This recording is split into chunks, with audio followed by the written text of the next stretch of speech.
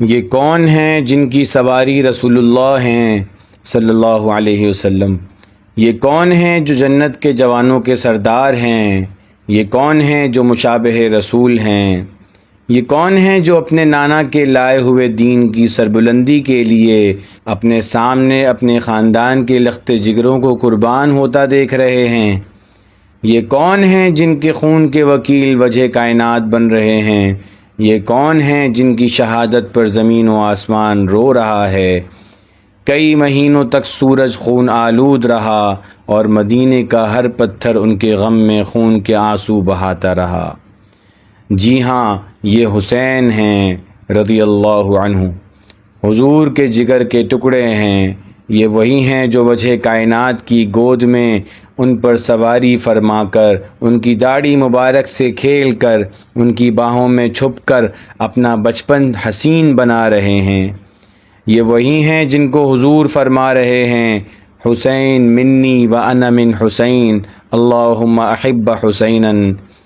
یا اللہ حسین مجھ سے ہیں اور میں حسین سے، یا اللہ جو حسین سے محبت کرے تو اس سے محبت کر۔ ایسا کیا ہوا کہ ایسی عظیم ہستی کو، ان کے گھر والوں کو، ان کے ساتھیوں کو مظلومانہ شہید کیا گیا؟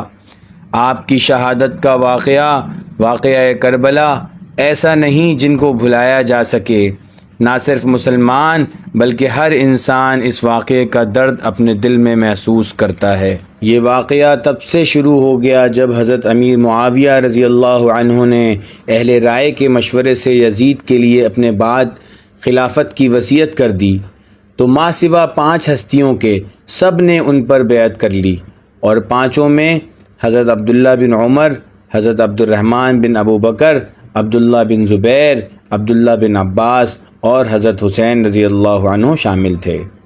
حضرت معاویہ رضی اللہ عنہ کے انتقال کے بعد جب والی مدینہ نے ان حضرات سے یزید کی بیعت لینی چاہی تو ان میں سے ایک عبد الرحمن بن ابو بکر تو انتقال فرما چکے تھے۔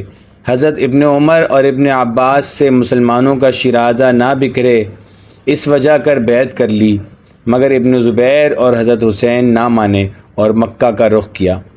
ادھر اہل کوفہ نے حضرت حسین کو پے در پہ اتنے خطوط بھیجے کہ کئی بوریاں بھر گئیں، آپ یہاں آ جائیں اور اسلام کو اور ہم مسلمانوں کو ظالموں کے حوالے نہ کریں، ہم سب آپ کے ہاتھ پر بیعت کریں گے۔ اس قسم کے خطوط اہل کوفہ کی طرف سے ایک کے بعد ایک آتے گئے۔ ابن زبیر رضی اللہ عنہ سمیت سب چاہنے والوں اور خیرخواہوں نے حضرت حسین کو کوفہ جانے سے منع فرمایا کہ ان لوگوں میں وفا نہیں، جو لوگ آپ کے والد کے ساتھ وفا نہ کر سکے وہ اب آپ کے ساتھ کیسے وفا کریں گے؟ مگر حضرت حسین رضی اللہ عنہ کو ان کا مقصد مانے رہا۔ وہ اپنے نانا کے لائے ہوئے دین کو، ان کے قائم کردہ نظام کو کیسے مسخ ہوتا دیکھتے اور خاموش رہتے۔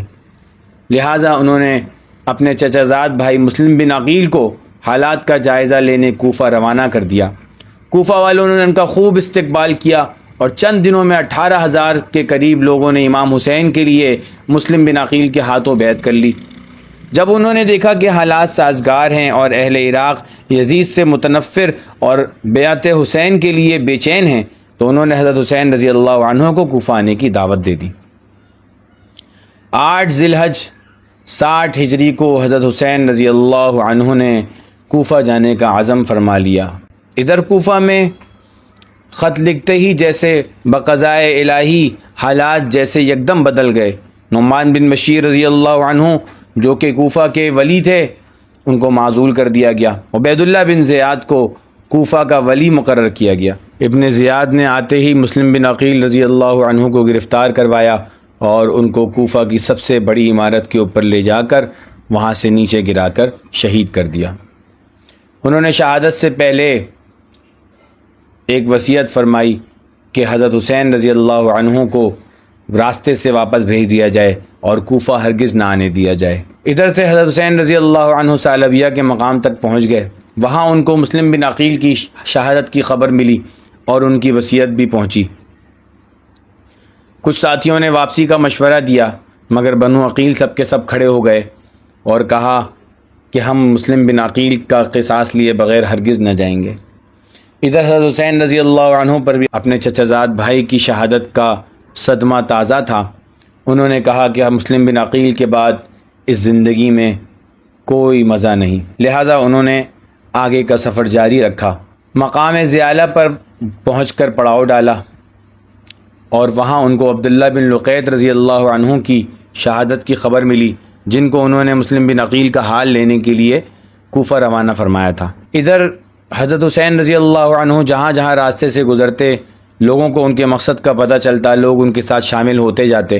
حر بن یزید ابن زیاد کے حکم سے 1000 کا لشکر لے کر کربلا کے قریب حضرت حسین رضی اللہ عنہ کے پاس پہنچ گئے۔ ادھر حضرت حسین رضی اللہ عنہ کے ساتھیوں نے بھی محاذ آرائی فرما لی۔ ظہر کی نماز کا وقت قریب آیا۔ حضرت حسین رضی اللہ عنہ نے خطبہ دیا، جس میں اہل کوفہ کو ان کے خطوط یاد دلائے اور ان کی بیعت یاد دلائی، مگر وہ سب مکر گئے۔ دشمنوں نے بھی حضرت حسین رضی اللہ عنہ کے پیچھے نماز ادا کی۔ حر بن یزید کا حضرت حسین رضی اللہ عنہ سے اس دوران کئی بار مکالمہ ہوا اور اس نے یہی درخواست بار بار پیش کی کہ آپ ابن زیاد کے پاس چلیں، لیکن حضرت حسین رضی اللہ عنہ نے فرمایا کہ اس سے تو موت بہتر ہے۔ جس مقصد کو لے کر ہم نکلے ہیں اس مقصد کو ہم سبوتاژ نہیں کر سکتے۔ حر بن یزید نے مزید کہا کہ ہمیں آپ سے قتال کرنے کے لیے نہیں بھیجا گیا، بلکہ آپ کو صرف مجبور کرنے کے لیے کہ آپ ابن زیاد کی طرف چلیں، ہم آپ کے ساتھ ساتھ رہیں گے۔ حضرت حسین رضی اللہ عنہ نے ارشاد فرمایا، میں ایسا ہرگز نہیں کر سکتا۔ اتنے میں عمر بن سعد کو ابن زیاد نے 4000 کا لشکر دے کر حضرت حسین رضی اللہ عنہ کے مقابلے پر بھیجا اور ساتھ ہی یہ بھی کہا کہ حضرت حسین رضی اللہ عنہ اگر نہ مانے تو ان پر پانی بند کر دو۔ یہ 8 محرم کا واقعہ ہے کہ حضرت حسین رضی اللہ عنہ اور ان کے لشکر پر پانی بند کر دیا گیا، جبکہ ان کے لشکر میں عورتیں اور بچے بھی شامل تھے۔ حضرت حسین رضی اللہ عنہ نے عمر بن سعد کے سامنے 3 پیشکش کی۔ نمبر 1، یا تو ہمیں جہاں سے ہم آئے ہیں وہاں واپس جانے دو۔ نمبر 2، یا تو مجھے یزید کے پاس لے چلو، پھر میں جانوں اور وہ، یا پھر تیسرا راستہ یہ کہ مجھے کسی سرحدی علاقے میں لے جاؤ تو جیسے ایک عام مسلمان زندگی گزارتا ہے میں بھی اپنی بقیہ زندگی وہاں امن سے گزار سکوں۔ عمر بن سعد بہت خوش ہوا اور اس نے کہا کہ چلو الحمدللہ، حضرت حسین رضی اللہ عنہ سے مقاتلہ کی صورت پیش نہیں آئی، اور ایک صورت انہوں نے ایسی پیش کر دی کہ جس پر ابن زیاد بھی راضی ہو جائے گا اور مسلمانوں کا کلمہ بھی ایک جگہ جمع ہو جائے گا، یعنی کہ یزید کی بیعت پر سب کے سب مسلمان متفق ہو جائیں گے۔ ابن زیاد نے بھی جب عمر بن سعد کا خط پڑھا تو اس نے یہی سوچا کہ ہاں یہ بات درست ہے، مگر شمر ذی جوشن نامی ملعون شخص وہیں اس کے قریب موجود تھا۔ اس نے کہا کہ اگر تم اپنے دشمن کو اس طرح چھوڑ دو گے تو وہ جا کر دوبارہ سے طاقت حاصل کرے گا اور پھر تمہارے سامنے آئے گا۔ ابن زیاد نے شمر بن جوشن کو ہی خط دے کر عمر بن سعد کی طرف روانہ کیا کہ اب حضرت حسین رضی اللہ عنہ سے کوئی مفاہمت نہیں کی جائے گی، بلکہ ان کے لیے صرف اور صرف ایک راستہ ہے اور وہ ہے ابن زیاد کی طرف لے جانا۔ چنانچہ 9 محرم کے دن شمر ذی جوشن عمر بن سعد کے پاس آیا اور اس کو ابن زیاد کا خط دیا۔ ابن زیاد نے شمر کو یہ بھی وصیت کی تھی کہ اگر عمر نرمی دکھائیں تو ان کو قتل کر کے تم لشکر کو سنبھال لینا۔ عمر بن سعد نے شمر کو کہا کہ تم نے بہت غلط کام کیا، مسلمانوں کا کلمہ جمع ہو گیا تھا، حضور کے نواسے سے قتال کی صورت سے بھی ہم نکل گئے تھے، تم نے کیوں ابن زیاد کو بھڑکایا؟ دونوں لشکروں کا آمنا سامنا 9 محرم کو ہو گیا، دونوں لشکر ایک دوسرے کے سامنے کھڑے ہیں۔ حضرت حسین رضی اللہ عنہ سمجھ گئے کہ اب سوائے موت کے اور کچھ بھی راستہ نہیں بچا۔ انہوں نے عمر بن سعد سے 1 دن کی مہلت مانگی اور کہا کہ ہمیں 1 رات دے دو، ہم اپنے رب کے ساتھ گریہ وزاری کریں۔ 9 محرم کی رات کو حضرت حسین رضی اللہ عنہ نے اپنے تمام اصحاب کے سامنے خطبہ دیا اور کہا میں تم سب کو اللہ کا واسطہ دیتا ہوں کہ تم سب میرے اہل بیت میں سے ایک ایک کا ہاتھ پکڑو اور الگ الگ جگہوں میں منتشر ہو جاؤ کہ جب یہ لوگ مجھے پا لیں گے تو دوسری طرف التفات نہ کریں گے، ان کا مقصود صرف میں ہوں۔